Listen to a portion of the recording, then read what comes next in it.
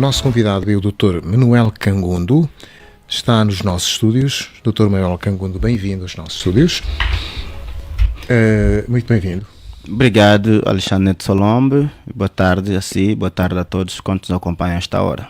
Pois bem, este nosso encontro foi concebido na expectativa do que eram expectativas também anteriormente criadas em relação à discussão que se gerou com a aprovação na generalidade do projeto de lei da institucionalização das autarquias, iniciativa do Grupo Parlamentar da UNITA, e a proposta do Governo sobre o mesmo assunto, que tem que ver com autarquias.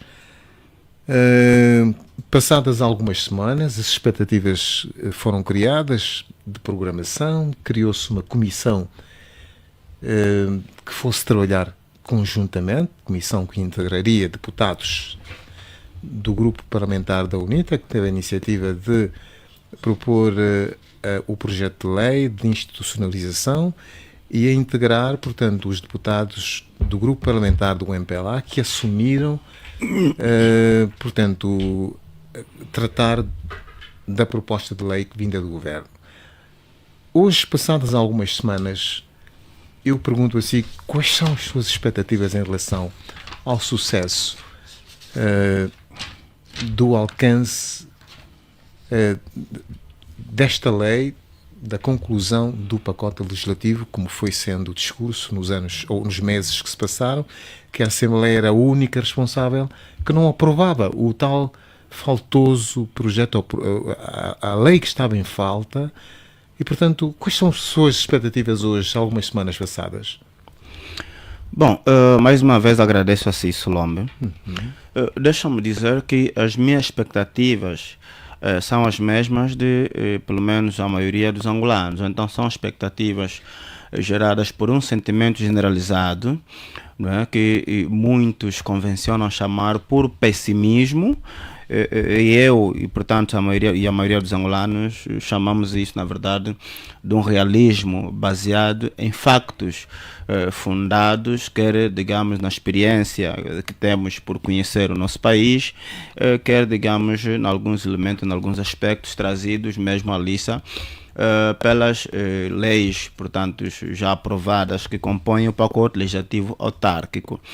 Portanto, eu penso que a expectativa é ainda de frustração, porque as autarquias em Angola, mesmo com estes projetos, conforme tu citaste, portanto, aprovado, então, proposto pela UNITA e também pelo Executivo, ainda que eles venham a ser, digamos, aprovados numa perspectiva do entendimento entre os dois blocos, a UNITA e o MPLA, e consequentemente venham um dia a ser implementadas as autarquias em Angola, elas de facto não serão boas para os angolanos. Daí a minha expectativa no sentido negativo, como também certamente da maioria dos angolanos. Mas deixa-me primeiro dar aqui uma nota que... Mas agora, no que é atual, o que é que azedou, no seu ponto de vista, a sua maneira de ver as coisas? Eu já lá vou chegar, mas gostava que me permitisse primeiro fazer esta nota, que é mesmo importante. Isto em virtude de, portanto, algumas acusações de que tenho sido alvo por parte de muito boa gente que eu considero. Segundo eles, no caso, aquilo que defendo, na verdade, tem se consubstanciado como um discurso que favoreça políticos, sobretudo do partido, o MPLA. Gostava aqui de deixar muito claro que, portanto, o objetivo não é favorecer quem quer que seja, não é? O objetivo não é favorecer, portanto, nem o MPLA, que até agora deu mostras de que não quer nada com as autarquias, nem favorecer qualquer outra entidade que não seja o povo angolano. E porque eu, enquanto cidadão, não tenho interesse nenhum de concorrer futuramente para as autarquias. Não me vejo na posição de autarca, mas o meu interesse, digamos, é passivo e não ativo. Na medida em que eu me vejo como destinatário das políticas que vierem a ser traçadas, portanto, pelas futuras autarquias. Daí que eu entendo que as autarquias a serem implementadas em Angola têm que ser autarquias de verdade, não autarquias de pés de barro. É importante começarmos por aqui. Eu designo isso, ou então designo esse projeto das autarquias, conforme se está a pensar em Angola, por autarquias de pés de barro. Isto, digamos, fazendo aqui uma analogia com alguns princípios bíblicos. Quem é cristão sabe que, portanto, o livro de Daniel, fazendo referência a, digamos, poderes de nações que na altura, portanto, vigoravam o nível do mundo e, digamos assim, também com alguma colação com aquilo que viria a acontecer, faz referência a uma estátua, não é, que parecia ser de ouro, bronze, ferro, mas depois, no final das contas, foi-se perceber que os pés da estátua eram de barro, simbolizando aqui algum fracasso, ou seja, alguma coisa que parecia ser, mas não é. Daí que eu costumo chamar essas autarquias, ou então apelidei-as de autarquias de pés de barro, porque na forma como elas estão a ser construídas, na verdade, elas vão se consubstanciar em autarquias de pés de barro, porque no papel parecem coisas boas, mas na prática não surtirão nenhum efeito positivo.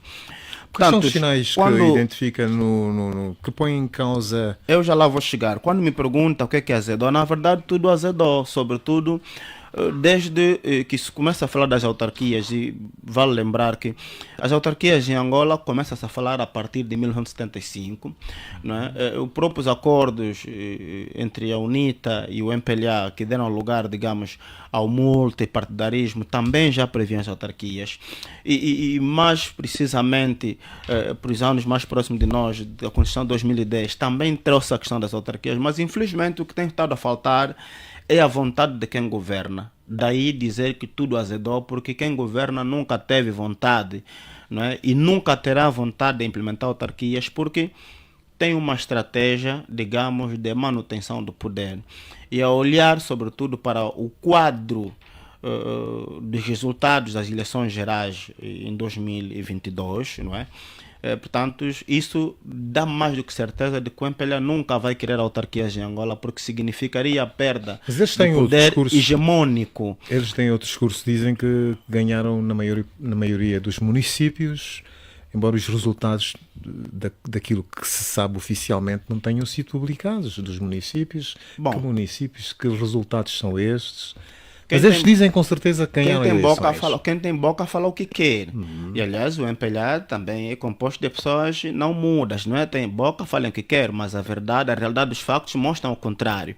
Quem é angolano minimamente consciente e informado sabe que o MPLA não ganhou poder em Angola e muito menos em Luanda. Aliás, em Luanda ficou oficial, mesmo pelos resultados apresentados pela CNE, coisa que eu e muitos outros angolanos contestam, não é verdade? Mas ainda assim ficou provado que o MPLA perdeu o poder hegemônico em Luanda. Ou seja, o MPLA tem uma matriz absolutista, logo defende uma concepção de poder hegemônico. Assim sendo, não passa na cabeça de qualquer dirigente do MPLA, não é, a implementação das autarquias, que significam perca de poder em algumas circunscrições, ou pelo menos a partilha de poder. Isto não passa na cabeça de nenhum dirigente do MPLA. Daí que, quando falamos, sobretudo, nas duas últimas propostas do Executivo e também da UNITA, olha que a proposta da UNITA, logo no seu primeiro artigo, vai falar da implementação das autarquias de forma efetiva. Isso pressupõe dizer que, tão logo esta lei aprovada, se for aprovada, as autarquias estão criadas. Faltará, digamos, o segundo passo, que será a sua materialização, que vai consubstanciar-se na realização das eleições das autarquias, não das eleições autárquicas. Mas a proposta do MPLA não. A proposta do MPLA, mais uma vez, tal como sempre remeteu a culpa para a Assembleia Nacional, na mesma proposta traz também esta nuance. Ou seja, o MPLA atribui a responsabilidade à própria Assembleia Nacional deve ir a criar futuramente as autarquias, porque é a Assembleia Nacional que poderá definir os limites territoriais para as autarquias, é a Assembleia Nacional que poderá decidir, com base no princípio de tão discutido gradualismo, qual é o município que poderá, portanto, ser objeto das autarquias, qual município não poderá ser. Tudo isso estará na esfera da Assembleia Nacional. Em uma única palavra, o MPLA não propôs, digamos, uma proposta, não fez uma proposta de criação das autarquias. Não, criou, digamos, uma manobra dilatória para que as pessoas menos distraídas entendam que o MPLA está interessado nas autarquias, mas remete outra vez o problema à Assembleia Nacional. Por quê? Porque sabe que na Assembleia Nacional, como a maioria é detida pelo MPLA, esse projeto nunca vai sair daí e o discurso da Assembleia Nacional não vai terminar. O discurso vai sempre continuar, que o problema está com os deputados, está com a Assembleia Nacional, porque sabe que a Assembleia Nacional é controlada maioritariamente pelo MPLA. Portanto, ainda assim, eu também costumo dizer que mais do que a gente olhar para as autarquias e mais do que a gente pedir ou exigir, porque nós não devemos pedir, devemos exigir, este é um direito nosso, que se implementem em Angola as autarquias locais. É importante olhar para aquilo que é mais importante. Passa aqui a redundância. Ora, o que é mais importante então nisso? Mais tudo? importante é olhar, sobretudo, para a radiografia da situação sociopolítica em Angola. E para isto eu queria começar com uma imagem que, digamos, foi muito viralizada, né? Até agora continua a ser bastante viralizada, de uma vendedeira ambulante, não é? Que aparece na via pública com a sua banheira, digamos, na rua. Bom, é pena, nós não temos aqui televisão ou câmera suficiente, mas eu se calhar, não sei se essa câmera assim dá para filmar. Não é? Pois, a imagem que eu me refiro é esta, desta senhora. Mas pode descrever, né? A imagem. Exatamente. Então, sentada assim na rua com a sua banheira e sabão no interior da banheira. O que significa dizer, ou melhor, o que podemos depreender desta imagem, né? É que a senhora, coitada, saiu de manhã, muito cedo, para zungar o sabão. Infelizmente o sabão não compraram. Pois não, e é final do dia, ela está com a mão na bochecha a pensar o que é que vai dar aos seus filhos para comerem. Isto é reflexo de milhões de senhoras nas mesmas condições. Mas o que é que isto tem a ver Isto, com... num plano geral, reflete a decadência, a fragilidade da condição socioeconômica que os angolanos vivem. De um modo geral, é o que... Exatamente, de modo geral. Logo, o mais importante aqui é encontrarmos uma forma para responder, digamos, essas necessidades. O mais importante aqui, o fundamental aqui, é encontrarmos um mecanismo para reverter este quadro, não é? Este quadro que remete ao angolano numa condição de extrema miséria. Isto é que é o fundamental. Mas as autarquias... Está a dizer que não são prioridade as autarquias? Não estou a dizer que não são prioridades. Eu estou a dizer que eu defendo autarquias que venham responder este leque de problemas que esta imagem representa. Mas para termos autarquias que respondam de facto estes problemas que essa imagem representa, é preciso que tenhamos autarquias democráticas. Ora, eu ouvi uma entrevista do engenheiro Adalberto Costa Júnior, não é? A RFI, eu penso que é a última entrevista, salvo melhor entendimento, salvo memória, onde, dentre muitas coisas, o engenheiro, digamos, apontou o exemplo de Cabo Verde como um bom exemplo de autarquias locais. E o engenheiro apontou isso quando defendia ou quando rebatia a ideia segundo a qual as autarquias não podem ser vistas como um apanágio, não é? Porque em Angola está a crescer esse debate, está a crescer, digamos, essa justificação, que infelizmente muito boa gente, incluindo mesmo da oposição, também vão abraçando esse discurso que a autarquia não é um apanágio, não é uma varinha mágica. O que não percebem é que, de facto, quem criou esse slogan traz isso como uma desculpa, não é? Como uma desculpa antecipada, como uma fuga para frente para o possível fracasso das autarquias locais em Angola. Não é para depois, no futuro, dizer que nós já dizíamos que autarquias não eram apanágio. Então, tem autarquias em Angola e a situação da vida não mudou. Continuam as coisas na mesma. Exatamente. Portanto, e dizia um engenheiro, citando a questão de Cabo Verde, que ele próprio viu, acompanhou uma senhora, não é? Que foi a um autarca exigir que o autocarro não se atrasasse na segunda vez na apanha do seu filho para levar na escola. Isto significa que aquela autarca tem, digamos, autonomia. Significa que aquela autarquia é democrática. Significa que ele tem autonomia, tem liberdade para decidir. Significa que aquela senhora sabia que o autarca tem condições, foi eleito democraticamente e tem condições de exigir que os serviços públicos sejam melhores prestados aos cidadãos. Infelizmente, este quadro não se desenha para Angola. E eu já vou justificar porque é que eu defendo isto.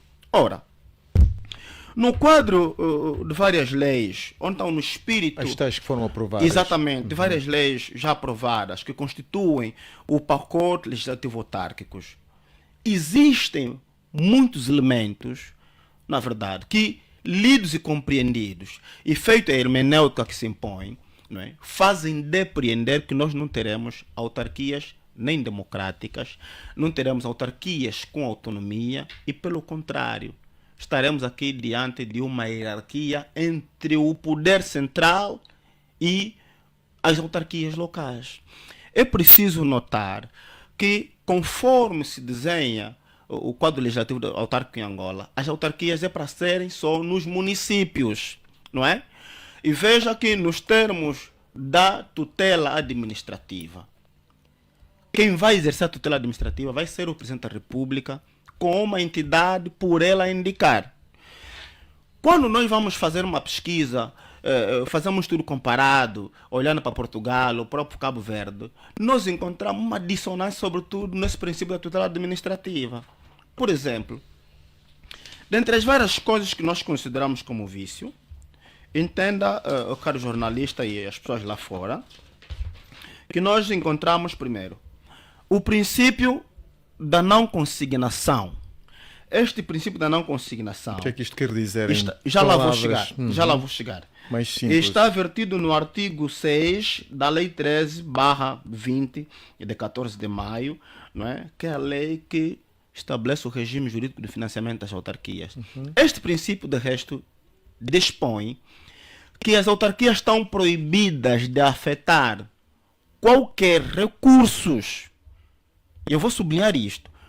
Quaisquer recursos provenientes das receitas locais. Dito de outras palavras. Isto é um vício de base, não é? De outras palavras. O dinheiro que os municípios arrecadarem não poderão estar à disponibilidade, não poderá estar à disponibilidade das autarquias sem anuência do governo central.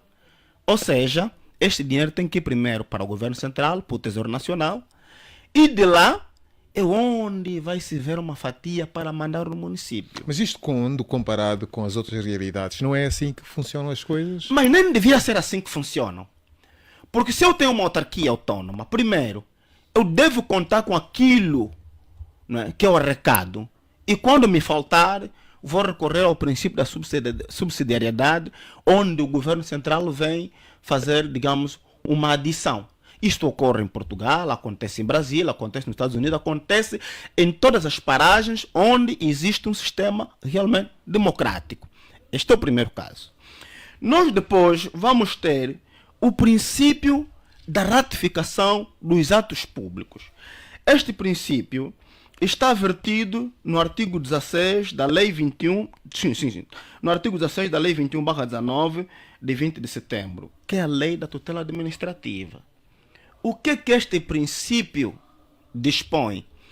Este princípio, no essencial, dispõe que todos os atos dos órgãos autárquicos estão sujeitos ou ficam à mercê de uma ratificação da entidade que o governo central vai indicar para exercer a tutela administrativa. O que isso quer dizer na prática? Não vamos cá nos mentir, não há segredos. Autorização. Tal como ocorre agora. O Solombe, enquanto jornalista, deve saber que os munícipes, no atual contexto, ou melhor, os administradores, no atual contexto, têm programas. Tem programas. Realizam vários programas e têm Tem orçamentos. um orçamento. Mas o que é que fazem? Tem que mandar o orçamento lá para cima para o governo central decidir. Se decidir, avançam. Se não decidir, não avançam. Isto fica um bocadinho à condição da simpatia que conquistamos. É a mesma coisa que dispõe nesta lei e traz a Se consequência. nós não cairmos na graça do cisor central. Exatamente. A mesma lei diz no segmento que se não haver esta ratificação, o projeto não avança. Bom, algumas pessoas costumam dizer que em Angola nós só temos a tutela da legalidade. Mas é que as pessoas não percebem que esse princípio ele é mais extensivo do que uma tutela da legalidade. Este princípio remete-nos concretamente à tutela de mérito. Porque Que é como isso, disse, tutela de mérito? a tutela de mérito significa, primeiro, para que as pessoas lá em casa percebam, o que é isso, o princípio da tutela administrativa? A tutela administrativa significa a competência do governo central poder controlar o que é natural, os atos das autarquias locais. É natural, é normal. Porque as autarquias, atendendo o princípio da unidade do Estado, não podem agir de forma isolada. Mas veja, por isso é que a própria doutrina jurídica, e olhando aqui para o direito administrativo, faz questão de fazer uma distinção aqui entre a tutela de mérito e a tutela da legalidade. A tutela da legalidade consiste na verificação pela entidade tutelar de olhar a conformidade dos atos com as leis. Note, com as leis. A tutela de mérito vai mais longe. Mais do que olhar a conformidade dos atos com as leis, ela olha para as decisões. A tutela de mérito é capaz de restringir uma decisão da autarquia. E o mesmo vai acontecer aqui com este princípio. Eu estive a dar, portanto, uma olhada no regime jurídico de Portugal, que é onde nós acompanhamos e muitas vezes imitamos e mal imitado. Veja que que a lei da tutela administrativa nem traz esse princípio da ratificação. E por uma questão muito simples. Porque esse princípio da ratificação, sem nos mentirmos, sendo aqui realistas, não é? Esse princípio remete para a esfera da tutela, não é? De mérito e não da legalidade. Porque quando eu preciso que meu ato seja ratificado por uma entidade supostamente superior, primeiro aqui estou a dizer que essa entidade é superior a mim, estou a admitir isso. E depois eu submeto-me ao capricho, porque isso não será vontade, submeto-me ao capricho dessa entidade. Então aí vamos nos colocar a questão da simpatia. Bom, se em Viana haver um autarca do PRS, se esse autarca do PRS não for lambebota do governador, porque nem vale a pena, embora na lei da tutela administrativa não está especificado quem é essa entidade, mas já sabemos que vai ser o governador, porque a figura do governador não se vai extinguir. Vai ser o governador a pessoa indicada para exercer a tutela administrativa. Então, como dizia, se nós tivermos em Viana ou em qualquer município uma autarquia em que o seu autarca seja militante do PRS ou da FNLA, por exemplo, do Partido Humanista ou de qualquer outro partido, e que no seu lambebota do governador, obviamente que os projetos não vão passar. A contento deste princípio. Não vai ratificar de propósito, e porque ele tem a faculdade, a lei diz que se ele não ratificar, o projeto não avança. Logo, estamos aí para a tutela de mérito, quer dizer que as decisões das autarquias vão estar condicionadas, não é, a este ato do governo central por via da entidade que ele indicar. Mas isso não é tudo. Não é? Nós estamos a falar da necessidade de ter uma autarquias democráticas. Ora, a própria tutela, o próprio princípio da tutela administrativa, como eu disse, portanto, não é muito clara. Nos outros ordenamentos jurídicos, tal como é o caso de Portugal, melhor. Brasil também. Brasil, Cabo Verde. A própria lei da tutela administrativa já estabelece as entidades que exercem a tutela em nome do governo central.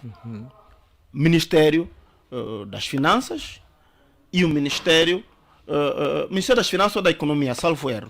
E o Ministério da Administração do Território. Por quê? Porque nesses países as províncias, os governadores também são eleitos. Então faz todo sentido que esses dois ministérios, não é, exerçam a tutela, mas da legalidade, atenção. Se houver a conformidade Exatamente. com a lei. Como, por exemplo, foi atribuída, então, adjudicada uma verba no âmbito de um orçamento elaborado e aprovado pela autarquia. Os ministérios têm que olhar, têm que verificar a legalidade, portanto, da execução daquele orçamento. Tem que olhar para isto. São os ministérios. Mas em Angola isto não está claro. Em Angola isto não está claro. Por quê? Porque nós temos a figura do governador que não será extinta e porque as nossas autarquias serão simplesmente municipais. Logo, nós vamos ter, seguramente, a figura do governador a controlar as autarquias. Aqui teremos diante de uma hierarquia, onde o governador estará acima dos municípios, logo será, quer queiramos, quer não, será o chefe dos autarcas. Então, isto vai proporcionar aqui os autarcas das duas umas. Ou vão ser verticais e correrem o risco dos programas não serem aprovados e depois serem destituídos, não é? Ou então vão ter que lamber botas, muitas vezes em contramão com os partidos que os indicaram. Estão a ver o cenário que estamos aqui a desenhar? Depois, nós, em quarto lugar, temos a questão da própria eleição ou da realização das eleições autárquicas. Ora, a própria lei da realização das autarquias, né, a lei orgânica que estabelece o regime da realização das eleições autárquicas, dispõem ou atribuem competência à Comissão Nacional Eleitoral para que esta realize as eleições autárquicas. Não devia ser assim, em sua opinião? Obviamente. Não é minha opinião. Essa é a opinião dos angolanos, não é minha opinião. A experiência Eu já das lá outras realidades. Já lá vou chegar. Mais do que a experiência das outras realidades, temos que olhar para a nossa própria experiência. Não é? Desde 1992... Quem devia então fazer as eleições? Eu já lá vou chegar. Desde 1992 que nós costumamos ouvir reclamação, e penso ser legítimas, porque algumas delas nós já presenciamos. 92, obviamente, porque eu era muito miúdo, tinha cerca de 12 anos, não é? Mas desde 2012, não é? 2017 e 22, nós acompanhamos tudo isso e compreendemos que as reclamações dos partidos políticos na oposição em relação às eleições têm sido justificadas, têm sido legítimas, mas tem-se reclamado por causa da atuação da Comissão Nacional Eleitoral. Portanto, não devia ser ela fazer eleições autárquicas. Mas a resposta é óbvia, não é? A resposta é óbvia, é aqui. E é aqui onde eu costumo chamar, ou costumo apelar aos partidos políticos a pararem um pouco, digamos, com essa questão, a refletirem melhor. E depois, se calhar, evoluirmos aqui, ampliarmos o âmbito da discussão em relação às autarquias. Repito, não que eu não queira as autarquias. Só que eu não defendo quaisquer autarquias. Eu defendo autarquias democráticas. Autarquias que se proponham a resolver, não é? Ou alterar o quadro dos problemas que eu aqui elenquei, interpretado a partir da foto daquela vendedeira ambulante. E não só. Todos nós hoje sabemos, aliás o próprio MPLA admite, que o país tem muitos problemas. Eu tive a ouvir hoje uma entrevista de uma entidade do MPLA, penso que no Quando Cubango, não é? Onde alguns administradores foram exonerados pelo governador. Qual é a justificação? Terem abusado, digamos, dos orçamentos a si atribuídos. Mas depois veio uma justificação. Os salários que os administradores ganham, que é cerca de 300 e poucos mil kwanzas, obviamente que isso, num contexto como hoje, não satisfaz. E isso faz com que os administradores, muitas vezes, são impelidos a pegar onde não deviam. Portanto, eu defendo autarquias que venham mudar esse quadro. Não é? Mas olha, portanto, parece que para termos uma autarquias, permita-me só, Solombe, para termos umas autarquias que venham, digamos, mudar este quadro, era preciso olhar para instituições novas. Porque ninguém, e eu repito isso de forma sublinhada, nenhum partido político em Angola pode sonhar com alternância política enquanto nós tivermos essas instituições, sobretudo, eu designadamente, a CNE e depois o Tribunal Constitucional, são duas instituições que jogam um papel preponderante naquilo que é a democracia angolana, sobretudo no capítulo das eleições. Pois, mas Portanto, questão... respondendo à sua pergunta, a outra pergunta, qual seria a instituição idônea? Nós temos que discutir uma CNE independente. Nós não temos que nos agarrar. Aliás, o próprio Portugal tem CNE independente. A África do Sul tem Comissão Nacional Independente. Brasil tem. Países democráticos têm Comissão Nacional de Eleições independentes, que não têm ligações com partidos. Por que nós devemos continuar com este formato de uma CNE com ligações, ou com fortes ligações partidárias, e como se não bastasse, com o absurdo de ter o partido que governa com a maioria? Que chances terão os partidos políticos na oposição? Que probabilidade terão os angolanos de verem, digamos, cumprido ou satisfeito o seu direito, portanto, de assistirem a uma alternância política? Isto é um direito dos angolanos.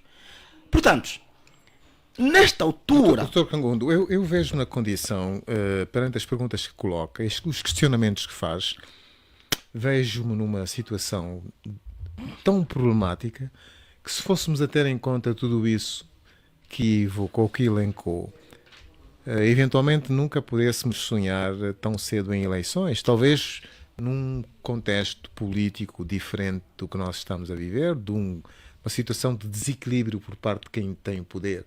Parece-me ser essencialmente isso, de modo que a oposição, quando quer tentar, quer experimentar, quer ao menos começar de algum ponto, está consciente desses problemas. Será que temos que parar para atender a todas essas demandas que está aqui a rolar? Bom, a questão é a seguinte, Solombe. Nós temos que nos definir. Ou nós queremos ser sérios, ou queremos ser charlatões, ou queremos ser charmistas. Porque costumamos dizer muitas vezes que os administradores políticos afetos a partir do MPLA, não é? O MPLA, melhor, são charmistas. Quando estão na televisão, quando estão na rádio a fazer discurso, nós dizemos sempre que é um charme político. É um exercício de cosmética. Então, a oposição e a própria sociedade civil não podem ser charmistas. Não, nós temos que definir o que é que nós queremos. E, portanto, vou lhe responder dessa forma. É assim que os políticos de Moçambique também pensaram. E por pensar assim, Moçambique hoje tem autarquias há mais de 20 anos, mas a vida das populações, que é o mais importante, não mudou em função das autarquias. Ao contrário de Cabo Verde, onde os políticos todos, incluindo a própria sociedade civil, foram sérios, partiram para umas autarquias. Olha que também em Moçambique, aliás, o próprio engenheiro Adalberto também frisou isso. Também houve esse debate de gradualidade, de gradualismo, não gradualismo, mas com a pressão da própria oposição, do próprio povo, o governo teve que ceder e avançou-se para uma autarquia geral. E hoje tem o Cabo Verde que tem. Diferentemente de Moçambique. Moçambique tem 20 anos, mais de 20 anos de autarquias. Mas a vida das populações não mudou. Não há desenvolvimento em Moçambique por causa das autarquias. Em Cabo Verde há. Então, que exemplo é que temos que seguir? O que é que temos que fazer? Temos que experimentar, tal como experimentou Moçambique, e depois vamos reclamar também nas autarquias, acusar a CNE de batoteira, não é? Que batotou no município fulano, como também no município tal, ou XY, como acontece em Moçambique também, não é? Vamos ter isso, temos que experimentar para vivermos isso? Não, desculpa. Nós temos que aprender com os erros dos outros. Nós não podemos ser o tipo de pessoas que aprendem com os próprios erros. Aliás, mesmo que for o caso, nós já temos erros suficientes para termos aprendido. Para não repetirmos os mesmos erros. Ciclicamente. Não, nós não podemos, Solombe. É que não podemos mesmo. Então, mas isto, olha, doutor, para cá... Costuma-se dizer, por favor, permita-me só. Costuma-se dizer que Moçambique não é um bom exemplo para seguir. E eu digo o contrário. Moçambique é um bom exemplo para não seguir. É exatamente por isto. Portanto, é importante que nós nos perguntemos, primeiro, que autarquias nós queremos. Basta apenas dizer que queremos autarquias. Que autarquias é que nós queremos? E depois olhar para as autarquias que nos estão a preparar para nos dar. Ou para nos permitir. Quando houver, não é? Quando houver. E eu já disse aqui muitas vezes nessa casa de rádio que nós vamos ter autarquias em Angola quando de facto quem governa, no caso o MPLA, tiver a garantia de que está tudo controlado para a continuidade da manutenção do poder hegemônico, não do poder partilhado. Eu vou dar mais um exemplo. O que está acontecendo agora na África do Sul, onde o ANC teve que recorrer a um governo de nacionalidade, governo de unidade nacional. As pessoas dizem que é fruto da maturidade, da consciência das pessoas. Não, não é só isso. São dois elementos que jogaram, digamos, papéis fundamentais. Nomeadamente, a maturação da consciência das pessoas, porque boa parte dos eleitores foram aqueles que nasceram depois do apartheid. Então não querem saber, aliás, tem pouca ligação com o papel histórico do ANC. Mas em segundo lugar, e não podemos descurar isto, a idoneidade das instituições. Estou a falar dos tribunais, estou a falar da própria CNE. Da própria CNE. E que tipo de CNE tem na África do Sul? CNE independente. De profissionais. De profissionais. Por que nós aqui não podemos constituir uma CNE de profissionais? Uma CNE completamente independente, composta por membros das igrejas, tá aí a SEASTE. Tem outros organismos religiosos. Atenção, a própria tem um responsável da CNE, a Comissão Eleitoral Moçambicana, acho que é liderada por alguém ligado à igreja. Não, a questão não é ser liderada. Muitos costumam dizer, e eu ouço muita gente a dizer, incluindo políticos, porque o problema é quem manda, o problema não é quem está lá. Não, o problema não é quem manda. E eu aqui posso dar um exemplo também. É bom nós se basearmos sempre no exemplo, aliás, para não falarmos na gnósia, não é? Em 2020, quando Donald Trump nos Estados Unidos reclamava as eleições, chegou um momento que ele chamou o seu vice, o Mike Pence, que na altura era o presidente do Congresso. E ele disse: Mike Pence, você tem poder de me ajudar a reverter isso. O Mike Pence disse: de facto eu tenho no Congresso, tenho. Mas não posso. Mas não posso, porque não se pode esquecer que existe uma Constituição da qual tu e eu devemos obediência absoluta. Está a ver? Então, isto para dizer que o problema não é essa questão de quem manda. Nós podemos ter na CNE alguém indicado pelo partido do MPLA, pelo partido da UNITA, pelo PRS. Este não vai fazer a vontade do seu partido se a CNE for equilibrada, se a CNE for composta de membros independentes. Eu não estou a ver, por exemplo, um bispo Xissenguete a aceitar ordens de qualquer partido político. Eu não estou a ver, por exemplo, o mais velho, como esse mais velho, o bispo, o reverendo Antônio Nzinga, a aceitar orientações políticas para reverter resultados eleitorais. Eu não estou a ver isso. Mas é preciso que haja vontade. Mas também essa vontade, e fica aqui claro, não pode ser só da UNITA. Não. E eu digo não pode ser da UNITA porque nós temos que reconhecer que a UNITA nesta matéria anda quase sufocada. Nós temos que assumir que praticamente em matéria da oposição, a UNITA quase que faz a oposição sozinha. Isto é um facto, isso é uma realidade factual. Os outros partidos não fazem oposição, nós não podemos contar com a oposição de outros partidos, desde PRS, o PH e todos os outros. Não fazem oposição. A oposição de facto em Angola é a UNITA. Mas a UNITA precisa ter muita coragem. E estar aliada ao povo. Aqui o próprio povo também tem que jogar um papel preponderante. Tal como ocorreu, eu já citei muitas vezes o caso da Romênia, onde o povo jogou um papel preponderante e fez o governo cair. Não é? Ocorreu há pouco tempo, penso que no Senegal, não é?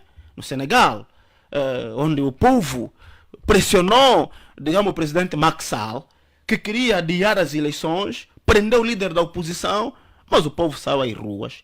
Junto com a própria oposição, fizeram uma união de forças. O que é que aconteceu? Aconteceu a alternância. Macky Sall saiu. Aconteceu a alternância. Está a acontecer agora no Quênia. Está a acontecer agora no Quênia. Neste momento que estamos a falar, está a acontecer no Quênia. Os impostos. Onde o presidente queria impor uma série de impostos. O povo saiu às ruas, o presidente viu-se obrigado a recuar. E hoje o povo está a dizer que não quer mais só o recuo do presidente, agora quer demissão do presidente. O povo agora está a dizer que não basta, digamos, o recuo do presidente em relação aos impostos. Querem o presidente de fora. É para dizer que o povo tem de facto poder. Não é? A própria doutrina jurídica, política, refere-se, dando aqui o Santo Agostinho, Thomas de Aquino e todos os outros, referem que o poder divino recai sobre o povo. Daí que as constituições adotaram aquilo que nós temos no nosso artigo 3º da Constituição, que a soberania reside no povo, que a exerce de diversas matérias. Infelizmente, nós aqui ainda não estamos a exercer isso. Então, precisamos aqui, em apelo à própria oposição, né? Para terminar, é preciso que se faça um pouco mais, e mais, que se posicione de facto e sempre a favor do povo. Eu tenho, digamos, um recado que uma minha ex-vizinha aqui do bairro da regidoria deu-me, né, para dizer aqui. E é um recado dirigido à UNITA.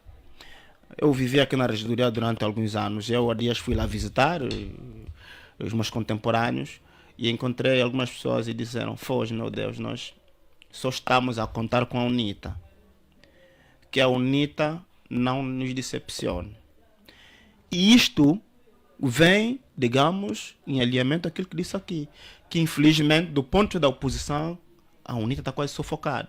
Mas que tenha coragem, porque o povo, não é? O povo está a contar com a UNITA.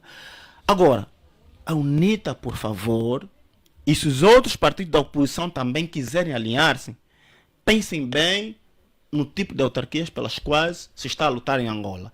Essas que se está a prever não serão boas.